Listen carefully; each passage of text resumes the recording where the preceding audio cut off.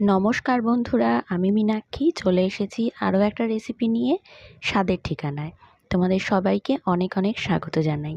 আজকে আমি তোমাদের সঙ্গে শেয়ার করব পাট পাতার একটা রেসিপি, যেটা হবে খুবই সুস্বাদু। আর এই সময় পাট পাতা খাওয়া কিন্তু খুব ভালো, গরম পড়ছে, একটু পেটটা ঠান্ডা রাখার জন্য পাট শাক খাওয়া খুবই উপকারী।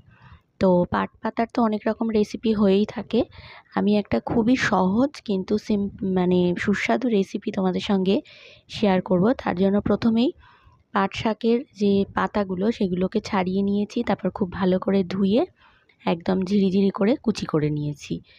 আর এই রান্নাটাতে কিন্তু খুবই কম উপকরণ লাগে। রেসিপিটা পুরোটা দেখো, আর ভালো লাগলে লাইক সাবস্ক্রাইব করতে একদম ভুলো না। কড়াইতে আমি তেল দিয়ে দিয়েছি, তেলটা গরম হয়ে গেছে পরে এর মধ্যে দিয়ে দিলাম কালো জিরে, তারপরে একটা শুকনো লঙ্কা দিয়েছি ফাটিয়ে, আর এরপরে এর মধ্যে আমি দিয়ে দিচ্ছি রসুন কুচি। এখানে 7-8টা রসুনকে কুচি করে নিয়েছি। রসুনটা ভাজা হয়ে গেলে এর মধ্যে একটু লম্বা লম্বা মোটা মোটা করে কেটে নেওয়া আলু দিয়ে দিলাম, মানে যেভাবে আমরা আলু ভাজা কাটি তার থেকে সামান্য একটু মোটা হবে আলুগুলো। তারপরে আমি দিয়ে দিচ্ছি কয়েকটা বিনস, এখানে 10-12টার মতন বিনস আমি টুকরো করে কেটে নিয়েছি। আর আলু দিয়েছি মিডিয়াম সাইজের একটা। তো খুব ভালো করে এটাকে নাড়াচাড়া করে একটু ভেজে নেব।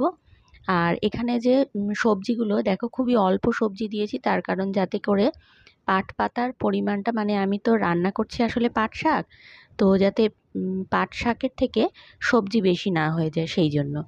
আর সামান্য পরিমাণে হলুদ আর লবণ দিয়ে দিচ্ছি স্বাদ মতন। এবারে নাড়াচাড়া করে আবারও ভেজে নেব, মানে আলু আর বিনসটা সেদ্ধ হওয়া অবধি এটাকে একটু ভেজে নিতে হবে। চাইলে ঢাকা দিয়ে দিয়েও ভাজতে পারো। আমি ভাজার সময় 2-1টা আলু একটু খুন্তির সাহায্যে দেখার চেষ্টা করেছি যে সেদ্ধ হয়েছে কিনা, তো দেখলাম আর একটু সেদ্ধ হওয়া দরকার, সেই জন্য ঢাকা দিয়ে রান্না করেছিলাম।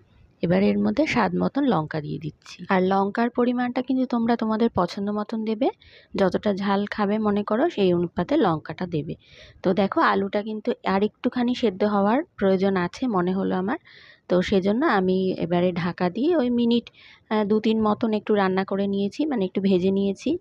এবারে 2-3 মিনিট পরে যখন আলু আর বিনসগুলো সেদ্ধ হয়ে গেছে, তখন এর মধ্যে কিন্তু আমি দিয়ে দেব ওই পাট শাকগুলো, পাট শাক যে কুচিয়ে রেখেছিলাম সেগুলো। তো পাট শাকটা যতটা পরিমাণ দেখেছো দেওয়া মাত্রই কিন্তু একদম কমে যাবে, সেই জন্য আমি এখানে সবজির পরিমাণটাও কম দিয়েছি, যাতে পাতা আর সবজির সঙ্গে একটা ব্যালেন্স বজায় থাকে। একটু বেশি করে সবজি দিলে পাট পাতাটা একদম কমে যাবে, আর তখন মনে হবে সবজিরই আর কি তরকারি রান্না করেছি। তো এবারে পাট শাকটা দিয়ে আমি এবারে ঢাকা দিয়ে দেব। ঢাকা দেওয়ার কিছুক্ষণের মধ্যেই দেখো কতটা কমে গেছে পাট পাতাগুলো, অনেকটা কমে গেছে কিন্তু। এবারে আবারও খানিকটা নাড়াচাড়া করে নেব। নুন আমি প্রথমেই দিয়েছিলাম প্রয়োজন মতন, যদি তোমাদের মনে হয় যে আর একটু নুন দেওয়ার প্রয়োজন তাহলে তোমরা দিতে পারো, তবে আমার আর নুন দেওয়ার প্রয়োজন হয়নি। তো এবারে দেখো আমি এখানে ছোট যে চায়ের কাপ, সেই চায়ের কাপের হাফ কাপ মতন মুসুর ডালকে ধুয়ে রেখেছিলাম ভালো করে, সেই মুসুর ডালটা আমি এর মধ্যে দিয়ে দিচ্ছি। আবারও নাড়াচাড়া করব বেশ কিছুক্ষণ। আর শাকটা কিন্তু একদম মজে গেছে, পাট পাতা খুব তাড়াতাড়ি মজে যায় দেওয়া মাত্রই, তো এটাও কিন্তু একদম খুব ভালো করে মজে গেছে। এবারে আমি এর মধ্যে দিয়ে দেব খুব অল্প পরিমাণে জল, মানে ছোট্ট 1 বাটি পরিমাণে জল আমি দিয়ে দিলাম জাস্ট ডালটা সেদ্ধ হওয়ার জন্য। এবারে সব কিছু খুব ভালো করে জলের মধ্যে ডুবিয়ে দিয়ে আমি এবারে ঢাকা দিয়ে এটাকে একদম লো ফ্লেমে রান্না করব। ওই মিনিট 5-7 মতন রান্না করতে হবে। তো ঢাকা দিয়ে দেব। আর ততক্ষণ তোমাদেরকে বলে রাখি আজকের রেসিপিটা কেমন লাগলো কমেন্টে কিন্তু অবশ্যই জানিও। তো দেখো এবারে 5-7 মিনিট পরে আমি ঢাকা খুলে নিয়েছি।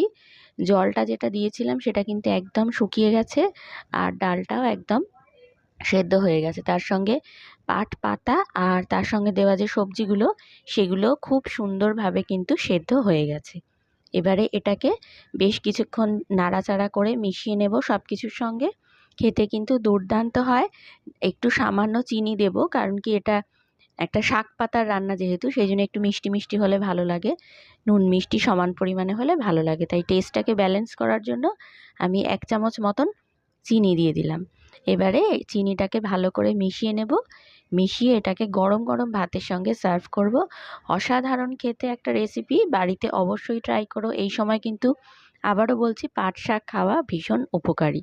তো রেসিপি কেমন লাগলো কমেন্টে জানিও। নতুন বন্ধুরা সাবস্ক্রাইব করতে ভুলো না।